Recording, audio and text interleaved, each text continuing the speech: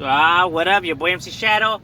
Another one right here, still in the Inland Empire. I have like 3 more or 4 more to do right here in the Inland Empire because there is that many neighborhoods, a shitload. You know what I mean? And then after that, we have to like, I don't know if San Diego, Orange County, maybe Orange County. You know what I mean? But yeah, we're still right here in the Inland Empire. You know, but now this one I'm gonna be jumping around again. You know, from city to city because you know neighborhoods that only have one gang in those cities. So I'm gonna be bouncing around all over the place. Bringing places like I know Uncle Elroy, Craig's uncle, Daddy's dad from the movie Next Friday. Well, he didn't tell you about Rancho Cucamonga, places like that they have neighborhoods.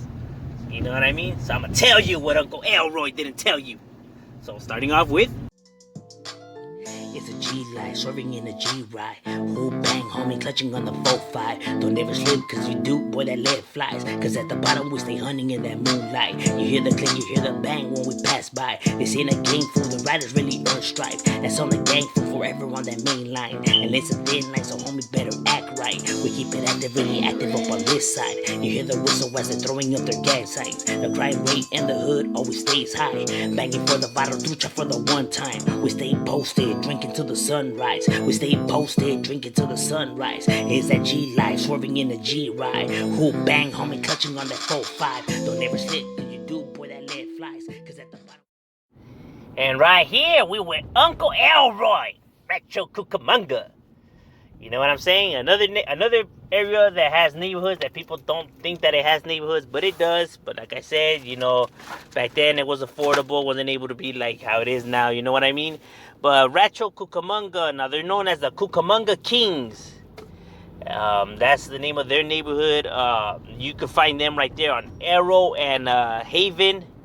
On what's Archibald is.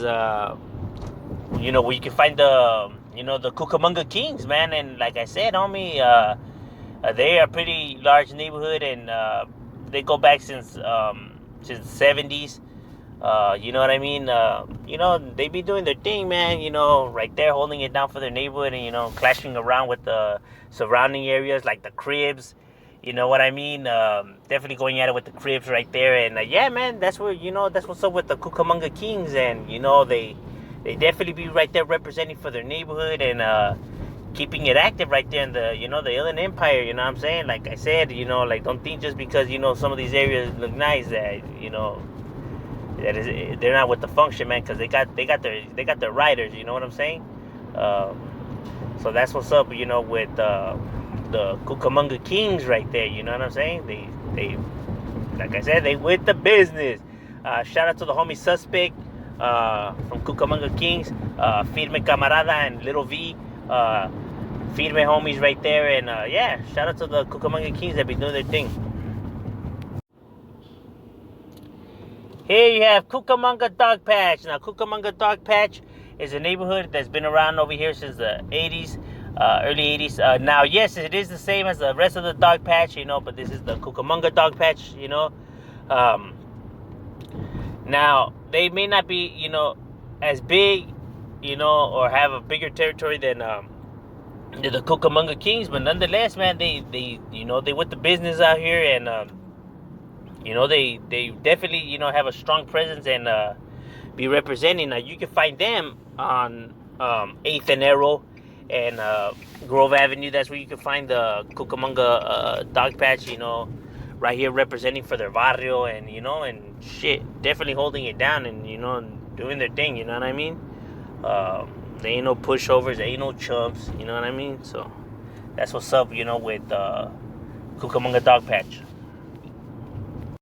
Now here you have Loonies 13. Now Loonies 13 is a neighborhood that started in Los Angeles. It's been around since the late 80s, early 90s. In Los Angeles, but they moved out here to the Inland Empire, and they have a few cliques actually out here in the Inland Empire, from what I've been told. You know what I mean? They're right there in Fontana by Veterans Park. Is where they be chilling at. So I've been told. You know what I mean? Could only go based on what I'm told, and not only that, but now this neighborhood It's a roughly small neighborhood. They never really been large in size. They're pretty much like just like scattered. You know what I mean? But yeah, Loonies 1-3 is definitely a neighborhood. It's not a crew like some people be saying. They are a hood. Just roughly a small hood. You don't really see them up that much, but nonetheless, man, they be right there representing and holding it down for their hood in not only in LA, but right there also in the IE. You know what I mean? Now here you have Chino Sinners. Now Chino Sinners is an old school neighborhood. Chino Sinners has been around since about the 40s. You know what I'm saying? So they are old school neighborhood. Like I said, don't let the areas fool you. You know, like people think that Chino Hills, and although now it's nice, you know what I mean. It hasn't always been that way. You know, you kind of keep this in mind that back then it wasn't expensive or it wasn't so gentrified as it is now. You know what I mean? These areas, you know, were affordable back then. You know, for Hispanics, you know, obviously, you know, they wanted people to, you know, to move there and stuff like that.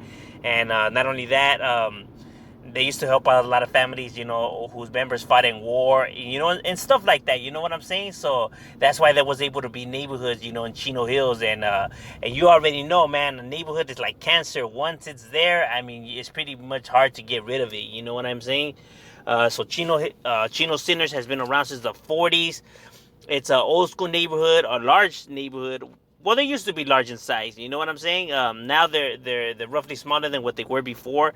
Their neighborhood is right here on Monte Vista and Riverside Drive by Chino Avenue. That's where you can find the Chino Sinners. And like I said, man, they definitely with the business. You know what I'm saying? I know a lot of people be thinking that Chino doesn't have any neighborhoods, but nah, homie, they got neighborhoods, and not only do they have neighborhoods, but these neighborhoods are with the business. You know what I'm saying? They got a lot of, you know, down homies from, you know, Chino Sinners. And I know, although some of it that they there's a few of them that, you know, got into the Nuestra Familia. Like I said, a few bad apples doesn't describe the tree. You know what I'm saying? So Chino Sinners are still homeboy neighborhood, and they still with the business, and you know, they get it cracking. And that's what's up with Chino Sinners right there. Shout out to the homie Risky from Chino Sinners, Firme Camarada. Shout out to the homies from Chino that be doing their thing. Now here you have a neighborhood that's right there in Verdugo by 7th, by the freeway. Now, this is Barrio La Raza. Now, La Raza is another neighborhood that's coming out of Los Angeles. Right there in Long Beach is where their neighborhood's at, but they also have a clique out here, and a pretty large clique in the Inland Empire. Right here, you know what I mean? Going at it with all the Verdugo neighborhoods, you know, they definitely, you know, have beef with all the neighborhoods out here. You know what I mean? Going at it with how the Inland Empire says, but nonetheless, you know, they're not like some neighborhoods that, you know, refuse to represent the Inland Empire or acknowledge it. You know, this one actually embraces, you know, their Inland Empire clique, and you know, I'm proud to represent it right there for the IE. So that's, you know, that's Barrio Raza right there, and holding it down, you know, throughout the whole IE. You know what I'm saying? All right. Well, here you have Barrio Palm Springs, or is it known as Barrio Las Palmas? You know, obviously Las Palmas translated a shorter version for Palm Springs. So not to be confused with Palmas, you know, the Palmdale neighborhood. You know what I mean? This is Barrio Las Palmas. Now you can find them throughout Palm Springs. So through, you know, they're just scattered throughout Palm Springs. They have like several locations where they kick it at Palm Springs. You know what I mean? Now, this neighborhood, you know, you heard about it. It's responsible for the murder of two police officers, and I think like 3 other ones wounded. It came out of the news where I don't know if it was 1 or 2 gang members from the Barrio Palm Springs ambushed the Huda and smoked 2 of them, and injured a few other ones. It made like national headlines and everything like that. So Palm Springs, like I tell people, man, don't let the looks deceive you, and don't think because it's Palm Springs that homies ain't with it out here, and they don't be cracking, man. Like these fools get, these fools are with the business, and and they pop it off. You know what I'm saying? So that's what I always say. Don't judge a book by its cover. These fools definitely with it, and be holding it down right there for their neighborhood. Shout out to the homie Browner that's Browner, not Downer, Browner from Vario Palm Springs. That's a firme, witted homeboy, and yeah, shout out to all the homies from Las Palmas that be right there representing for that Palm Springs neighborhood. All right, here we have Barrio Brown Pride Gangsters right here, staying in the Adelanto. The only neighborhood in it, Adelanto, going at it, with all the surrounding sets. So they pretty much, have the city on lockdown, been a neighborhood since the, early 90s, when their neighborhood, you know what I mean? Mid 90s, when their neighborhood, was established.